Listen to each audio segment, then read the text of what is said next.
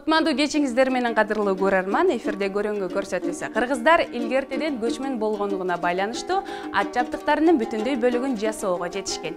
Бирок кыргыздардын байыркы мезгилде колдонуп жүргөн ат жабдыктары азыркылардан алда канча жөнөкөй болгондугу археологиялык казуулардын натыйжасында аныкталган. Мисалы, мурда колдонулуп келген кийиз ээр, жыгач, мүйүз же коло тоголор жана ооздуктар кийинчерээк темир менен алмашыла баштаган. Үзөңгүлөрдө ээрге атайын тагылып койула турган жыгач, мүйүз, жез, темир үзөңгүлөр менен алмашылды. Бирок уламдан заман алдыга жылып, ата-бабаларыбыз колдонуп жүргөн буюм-тайымдар сырткы келбетин бир азга өзгөрткөнү менен анын маани маңызы эч качан өзгөрбөйт эмеспи? Мына ушул себептен биз көрөнгө көрсөтүүсүнүн алкагында ат жабдыктарынын ата башында турган ээр тууралуу сөз кылабыз.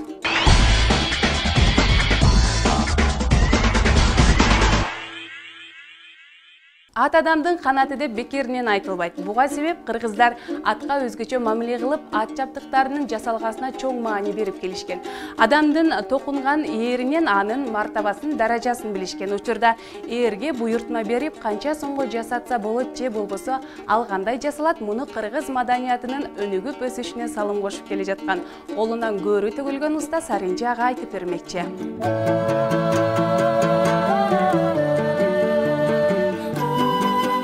Абалтадан көчүп конууга шай жаралган кыргыз элинин негизги унаасы ат болуп келген. Ууга, жоого, оюн-зокко барууда да ат менен күнүмдүк турмуштары эри шаркка өткөндүктөн отурууга, кандайдыр бир кыймыл-аракеттерди кылууга ыңгайлуу болуусу үчүн адамдар өз чеберчиликтерине жараша ат жабдыктарын жасоону өнүктүрүшкөн. Ат жабдыктары токуп минүүгө керектелүүчү буюм шаймандар. Ат жабдыктарына ээр, үзөңгү, канжыга, көмөлдүрүк куюшкан басмайыл, чапалоң, желдик, тердик, ичмек, жүгөн, нокто, көрпөчө, ат жабуу, камчы жана башкалар кирет.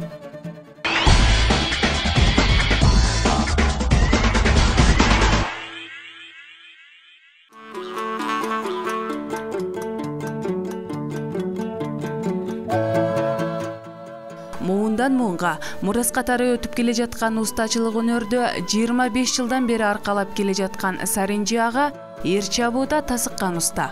Айыл элин ат жабдыгы менен камсыз кылып турган уста ээр токуму тууралуу кенен айтып берди. Мына ээлди мынау каш, мынау тарак болот. Мынаны болсо чара деп коет, кээ бирлер кесе деп коет экен, муну чара. Ушундай да эметилет, аталат булар. Мына жер мына кадалып турган кутку деп коет, муну. Кутку кушкан байлаган. Мына үзөңгү бу, үзөңгү өткөрө турган жер. 5-5 деп коет, азыр мына мен тай казанга чаап атышпайбы, жаңадан 5-5 деп болбош, ошо үчүн азыр 5-5 коет да. 5-5ке десе ушу экин тешебиз да. Анан бияна штоп атты жоруп койбош, бияны да коюп койбош. Пастерге бирден өтүп кете берет да.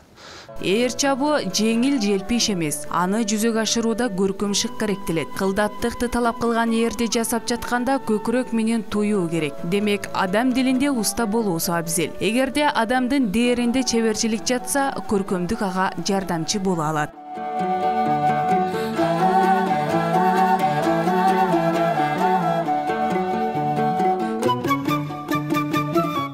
Ээр бул ат жабдыктарынын ата башы. Анын жердиги карагайдан, талдан, теректен болот да, ал ат минүүдө адамга отургучтук милдетти аткарат. Ээр байтеше аркылуу чабылат. Байтеше менен ээр сомдоосунан ойдогудай чыккан жыгачтын кем карчы маке, бычак аркылуу чебер жонулуп, жымсалдоодо түрпү менен түрпүлөнөт.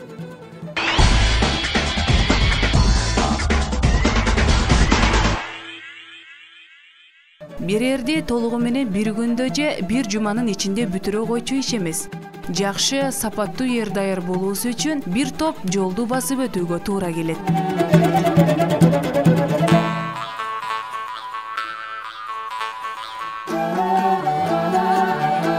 Бул, допустим, ал жыгачтары чабылган уже бир апта болду мыналарга чабылганга. Эми бир аптада кургап төгөбөйт да бул. Бул бир 10 күн, 15 күн турат. Андан кийин бул 3-4 күн помещение, үйдүн ичинде турат, шамал күн көрбөй турат ичинде. Чтобы жаракат чыгып, өзүнө келип алса. Андан кийин акырын-акырындап чыгарып отуруп, анан кургатабыз да табы менен. Анан кургатып алгандан кийин кайнатып каптарда. Биринги кайра сразу кургайт, Курадан андан кийин мына өгөлөр бар мына жыгач өгөлөр бар. Булар менен өгөлөп андан сыйдалап мынада бүдүрсүзлөр калбайт. Таптак ушулардын баарын алып сыйдалап ошон балам жардам беришет алат ошо. Ушулардын баарын кылгандан кийин анан кийин капталат. Ушуну каптап, эми агач эмда терини салып койсо, экөөнү айкалыштыра билиш керек да.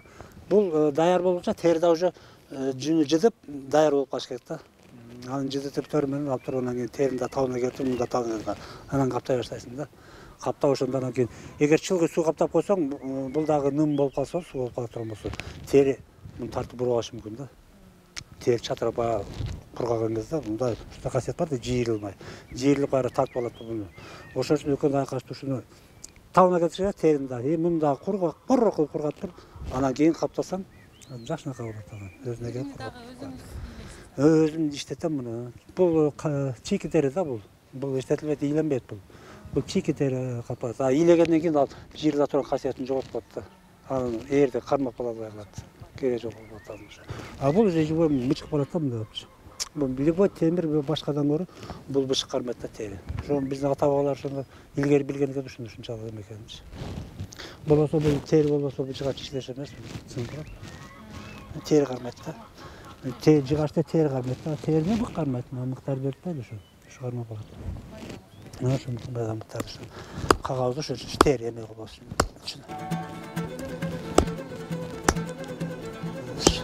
Негизинен буюмдун жердиги үчүн бака теректе, сай теректе, көк теректе, кара жыгачты жана тоо кайыңды көбүрөөк пайдаланышат. Жоондолоно ак чечек өңдүү жыгачтардын ийин тапса, эр үчүн табылгыс жердик болот.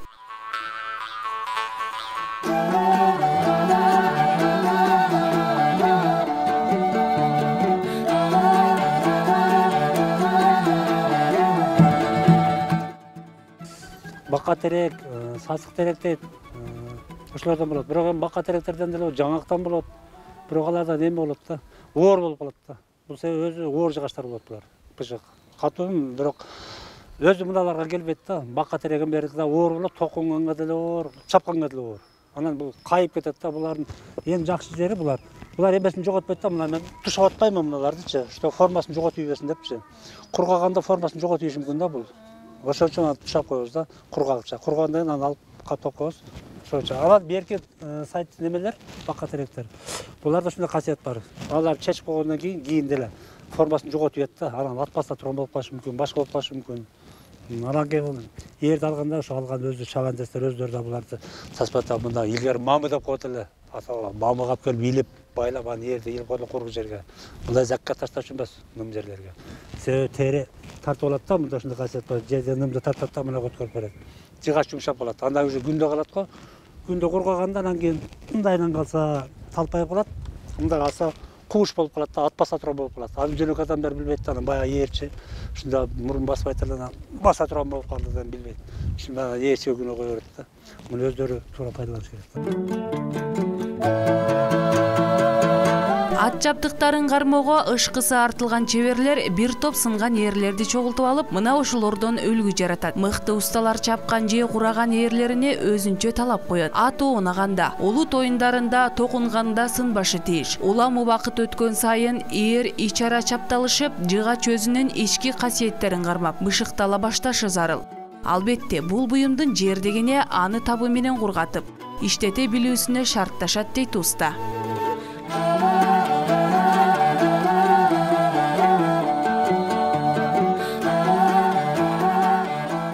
Ошо зерикпеш керек да буга. Буга зерикпей эле кайнатыш керек обязательно. Муну кайнатып бышырыш керек. Бышырып, жакшы тер менен каптап муну. Анан кийин биз сатабыз, кардаларга саткандан кийин алар аны сууга таштабаш керек, күнгө таштабаш керек. Мисалы үчүн жамгырда атчан жолдо кала турган болсо дагы, анан аркадан баягы күнгө койбой кургатыш керек да. Кургатып алып, анан эме кылыш керек, токуш керек. Ошо бойдон токунуп, дагы ошо чылгы суу боюнча токунуп, жүк-жүктөп, же күнгө калтырып эме кала турган болсо, формасын жоготуп коет. Кардарлар алганда биринчи эрди алганда эле бай жылтырап көп көмүрүштүн кереги жок буга. Буну мындай таракты караш керек. Тарак тегиздигин. Алды эң негизгиси алды болот. Тарак текшүү мындай карап. Тең мындай көз сүрөдүн караш керек. Анан ээрлердин, средний ээрлердин, орто ээрлердин сөөн болотун ээри алды. Себеби алдын сээр жагы тарыраак болот дагы, арка жагы жайык болот. Мына жер карыш болуш керек. Мына жер 20 сантиметр болот, алды 15-16 сантиметр болот дагы.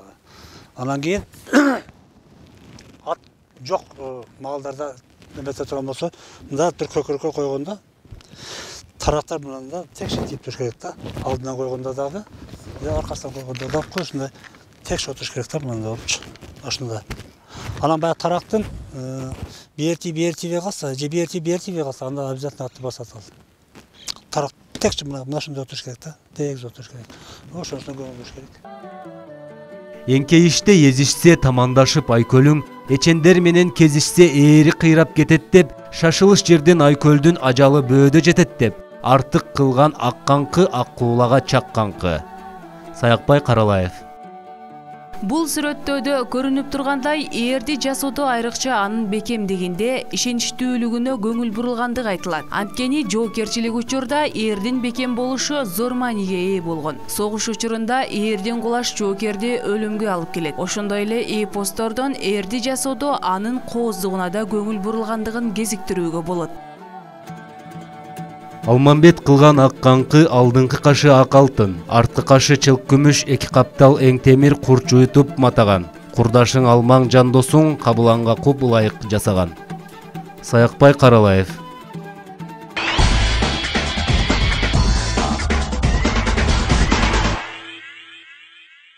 Ылайыкташы жана санжыргасы жагынан ат жабдыктары эки түрлүү болору баарыбызга белгилүү. Эркектердин жана аялдардын эр токуму.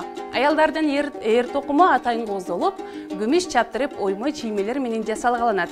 Ат жабдыктарын кызгарнап атайын жасатып, күйөөгө чыкканда сеп катары беришкени да айтылып жүрөт.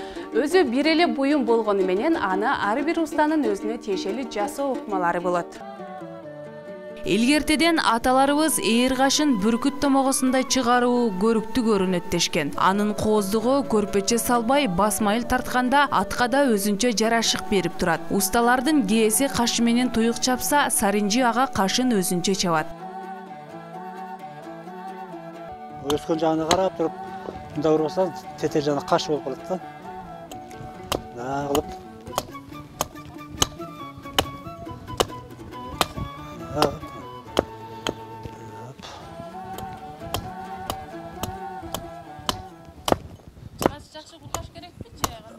Жыгач суусунда чабабыз. Суусунда чаап туруп, курганда чапсаң да болот. Курганда чапсаң, кичине жаракка чыгып калган болсо, жарак болгон болсо, жаракка чоңоюп бөлүнүп калат. Курганда чабыш машакаттуу болот да. Анан мында суусунда чапсаң, шогат, шаршат, эме жыгачка дагы повреждение бербейт. Жаракка чыгарбайт. Анан кийин казан турбайбы? Буларды апарып казанга салып кайнатам. Бышыранбай, эт дагы тарамы кам кезинде, бышы чийки кезинде. Тарамдар түз болот эмеспи? Кийин чиеш болот го. Бул да кудо ошондой бышып калат анан. Анан жарылбайт да оңочо. Антпесең, анан тери кармайт бир жагынан ушун. Эми бул өтө кылдат жасаш керек да. Кичи жер болсо дагы аты басмай кылып коюш мүмкүн да. Анан бир жагынан алган адамга дагы кыйын, анан өзүбүзгө дагы базарыбыз болабыз да, бирөө ушинтип басат экен десе анан токтоп калат, эч ким болбой калат. Илгертеден ээрдин баасын аталарыбыз бир койго баглап келишкен. Учурда заман талабына жараша ээрдин наркы да түрдүчө. Былтырлары жакшы эле, мына киргиз болгонго жараша азыр жарым баса сатып калдык былтыр. Былтыр бир 10 миң, 12 миңге чейин сатып аттылар. Бул жарым баса болуп калды, антпесең эл албай атат. Анан эл дагы кыйналып турат карасаң. Конкуренттер бар. Конкуренттер жетерлик. Азыр ана темир эрлер чыккан, орус эрлер. Аны эми билгенди эле жасап атат, билбегенди эле жасап атат. Жеңил желпи мындай токунуп салт минеп мындай эметкенге жакшы экен ал эле. Анан жүк бүккө өзү биздин кыргыздын ээрге келбейт экен. Бизге алиги мингенге булар кыргыздын эрлери мындай умоктуу болот да. Адамды эзбейт. Сапарга чыкканда, кайка чыкса дагы эзбейт адамды. Көбүнчө муну билгендер карылар жакшы билет да. Себеби жаштар билбейбиз да. Кыйналбайбыз деле, минип жүрөсүң оройдо билинбейт да. А карылар уже организм сезип калат экен, бир малейший нерсени сезип калат алар. Мына келбейт деп келип отуруп калышат экенчи. Соны чабып туруп мынандай бул адамды анан айтышат. Бул дейт, ат жаман болсо дейт, анан ээр жаман болсо адамды эзет дейт. Адамды чарчатып коет дейт. Ээр токумдун дагы бир маанилүү бөлүгү желдик. Ал тердиктин үстүнө коюлат. Ээрдин эки каптыргасына кыналап өлчөнүп, 2-3 каттала каттуу шырылган кошогу кайыш кош кийиз. Желдиктин сыртына көбүнчө булгаары капталат. Көчмөн турмушта кыз-келиндер токунуучу ээрге булгаары тердик, муз желдик, бурчтарын чеге жылдыздап деп зергерлер көркөм шөкөттөрдү чөгөрүшкөнү эл оозунда айтылып келет. Сынбасты уста кармабайт, өлбөстү Кудай жасабайт дейт. Кандай гана буюм тайым болбосун, өзүнүн чегине жеткен сапатта болушу талап кылынат. Ээр жерден бирдеме эңгенге оңтойлошот. Кой, эчки жана башкаларды өңгөргөндө өзөңгү шак путка илине калып турат. Ат майдандарында тамандуу өзөңгүдө салмак болот. Кандай гана буюм кармаба, аны берилип, каалоо менен жасап, ал буюмду сактап, барктап, урунубуз устанын кадырын арттырат. Бул мурас экен да. Бул атадан балага калып келаткан мурас экен. Муну кээ бир балдар келет, кээ бир адамдар келет. Ушул карасаң таптакыр качанкы бир кылым болуп калган ээрлер да, баштымда карасаң ушундай ээрлер да. Карасаң алар баягы эптеп терисин ажырасаң эле ошо талкаланып чыгып калган да. Айтасың да эми койчу, башкача чыгып берейинчи десиң да. Десең, бул мурас эле, эми ушул атадан балага келатса, мага келгенде жок болуп кетсе кандай болуп калат. Эми токунган болот, эми чирип калып жерге каптап коем, бирок токунсаң сынып калат да кайра десем. Эми мен токунбайм дейт, мен илип коемун дейт жөлдө. Мурасты илип коем. Эми майда аны жасап беребиз. Илип коет апарып чыгып. Ушундай өтө ушундай парктагандар да бар да. Парктан жетпегендер да бар. Баягы аттым сатып мен эмне кылам, сатып дегендер да бар. Эми ар кандай экен да.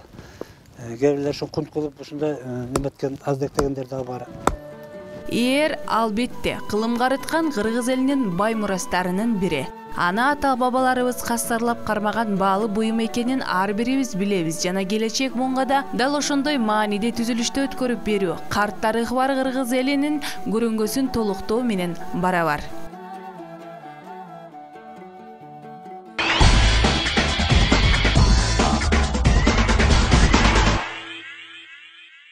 Эрге алмаш кыз буюм жок деп бекеринен айтылбаган чыгар. Така атты сактайт, ат эрди сактайт, эр элди сактайт.